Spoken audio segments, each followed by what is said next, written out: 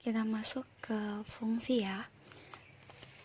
Domain itu daerah asal, kodomain itu daerah lawan, range itu daerah hasil. Nah, relasi itu suatu aturan yang memasangkan anggota himpunan A ke himpunan B, dan fungsi yaitu suatu relasi dari anggota A dipasangkan dengan tepat satu anggota ke himpunan B. Kita masuk ke contohnya ya. Ada A, nomor 1, nomor 2, nomor 3, sama nomor 4. Nah, kita cari yang relasi dulu. Kalau relasi itu memasangkan himpunan A, semua himpunan A ke himpunan B.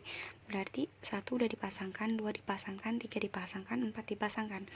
Berarti ini relasi. Yang nomor 2, ini nomor 2 sama 4-nya tidak dipasangkan. Berarti ini bukan relasi. Berarti yang ini relasi. Yang nomor 2 ini bukan relasi. Nah, yang keempat, D nggak dipasangkan berarti bukan relasi. Dan yang keempat ini 1 sama 2-nya dipasangkan berarti ini relasi. Kita cari yang fungsi. Kalau yang fungsi, kalau bukan relasi udah pasti bukan fungsi ya. Berarti kita fokus ke yang relasi ini, 1 sama 4.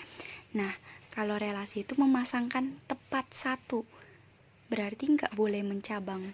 Nah, nomor 1 dipasangkan ke A, berarti 1 ya. 2 dipasangkan ke A, berarti 1. Berarti ini fungsi. Nomor 1 itu berarti merupakan fungsi. Nah, yang keempat ini 1 dipasangkan ke A dan 1 dipasangkan ke B, berarti ini bukan fungsi. Kalau ditarik kesimpulan berarti kalau fungsi udah pasti relasi. Kalau relasi belum tentu fungsi. Fokus ke sini aja ya, ke nomor 1 karena udah termasuk fungsi. Nah, yang domainnya daerah asal tuh yang A, 1, 2, 3, 4. Berarti domainnya 1, 2, 3, 4. Nah, kodomain daerah lawan. Daerah lawannya berarti yang A sama B. A, B. Nah, yang ini dipasangin range itu hasilnya itu dipasanginnya ke A sama B kan. Berarti ini A dan B. Seperti itu. Coba ke contoh yang nomor 4 ya. Kita cari domainnya. Domainnya berarti yang A, 1 sama 2. Kodomain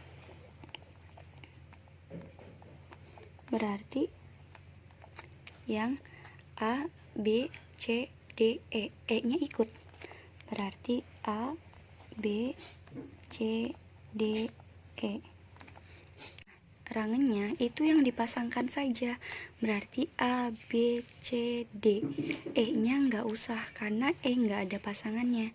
Berarti kalau kita tulis A, B, C, D. Ini rangenya. Kita masuk ke surjektif, injektif, sama bijektif. Kalau surjektif, injektif, dan bijektif membaca ininya, himpunannya dari B ke A. Dari B ke A. Nah, kalau surjektif memasangkan himpunan B ke himpunan A. Nah, 1 dipasangkan, 2 dipasangkan, 3 dipasangkan, berarti ini surjektif. Nah, untuk yang ini, contoh yang kedua, 4 dipasangkan, 5 dipasangkan, 6 dipasangkan, 7 tidak dipasangkan. Berarti ini bukan surjektif. Kalau kita tulis domain, kodomain, sama rangenya, domainnya berarti A, B, C, D.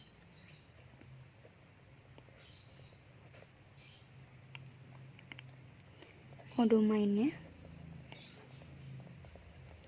berarti 1, 2, 3. Rangenya juga sama, berarti 1, 2, 3. Seperti itu. Kita masuk yang injektif. Nah, sama injektif juga membacanya dari B ke A. Cuma injektif itu memasangkan anggota B ke A tepat satu. Berarti nggak boleh nyabang. Nah, 5, 6, 7 memasangkan satu-satu ya. Berarti ini injektif. Nah, yang ini A-nya dipasangkan dengan 7 dan 8. Berarti ini bukan injektif.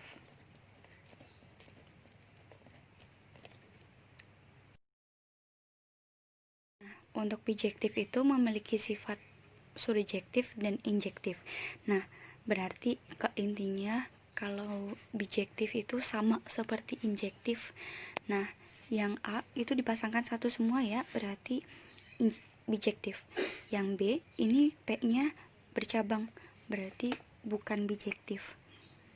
Ini bijektif, ini bukan bijektif.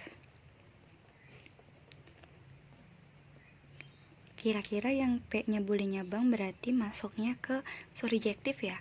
Berarti ini tuh surjektif. Kalau kita perhatikan, bijektif dengan injektif yang ini dipasangkannya satu-satu. Berarti kalau injektif itu sama bijektif. Masuk ke macam-macam fungsi ya. Nah, di sini ada fungsi linier yang kemarin sudah kita bahas. Yang kedua adalah fungsi konstan. Nah, di sini fx-nya tuh 3. Fx itu y ya. Berarti konstan itu tetap. Berarti y-nya selalu tetap. Nah, di sini y-nya 3. Berarti yang y ini 3 semua. Nah, sedangkan yang domain itu X min 3 sampai 2. Min 3 ini kan ada sama dengannya, berarti min 3 nya ikut. 2 nggak ada sama dengannya, berarti 2 nya nggak ikut, berarti min 3 sampai 1 aja. Nah, kalau dilihat ini garisnya yang ininya itu konstan, lurus. Yang ketiga, fungsi kuadrat. Ini juga udah kemarin kita pelajarin. Ini contoh yang kemarin. Nah, ciri-cirinya ada titik puncak. Titik puncaknya itu X-nya dengan rumus min B per 2A, yang Y-nya min D per 4A. Yang keempat, fungsi identitas, dimana definisinya fx itu sama dengan X. Berarti kalau X-nya min 2, berarti fx atau Y-nya min 2. Kalau X-nya 0, berarti fx-nya 0. Nah, berarti grafiknya kayak gini, selalu sama.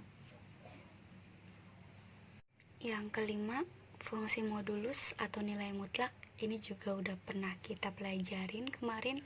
Masuk ke fungsi 6, fungsi tangga atau bertingkat. Ini tuh ada syaratnya nih, X kurang dari min 1, dan ini nilainya. Nah, contohnya gini, X min 2. Kalau X min 2 kan berarti kurang dari min 1 kan. Nah, kalau kurang dari min 1 berarti nilainya min 1. Ini tuh hasilnya. Nah, kalau misalkan X lebih ini X 5. Berarti kalau 5 kan di sini lebih dari 4. Berarti hasilnya 3. Nah, ini X3. X3 tuh ada di mana sih? Ini kan 2 sama 4. Di antara 2 sama 4 kan ada 3. Berarti X-nya itu nilainya 2.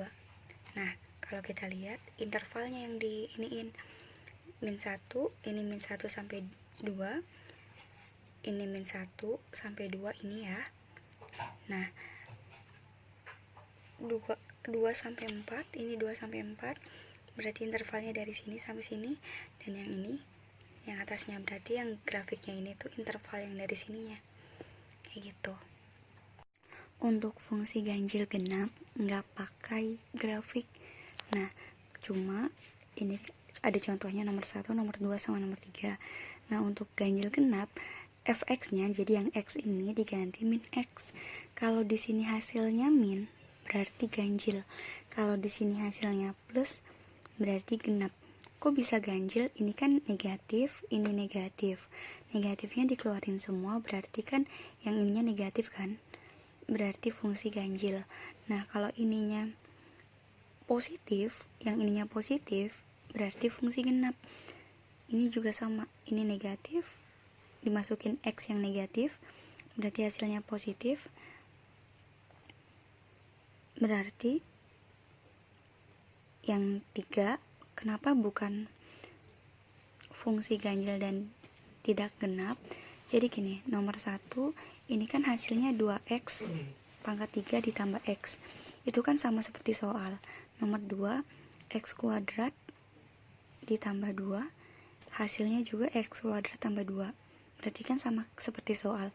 Nah, yang ketiga berubah, tadinya negatif jadi positif, berarti tidak ganjil dan tidak genap.